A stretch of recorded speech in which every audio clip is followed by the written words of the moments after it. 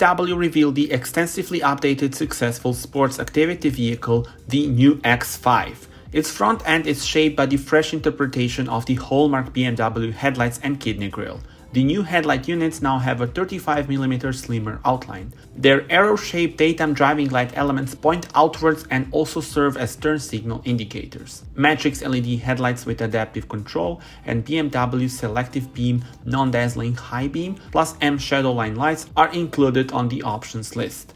The BMW Kidney Iconic Glow is now offered as an option for the 6-cylinder variant of the new BMW X5.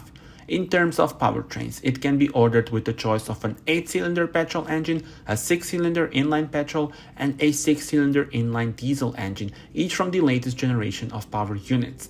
There is also a new plug-in hybrid, BMW X5 xDrive 50e, that offers more power, efficiency, and electric range, which is up to 110 km by WLTP cycle. Inside, the main star is the new curved screen with BMW Operating System 8. Tell me in the comments, how do you like the new X5?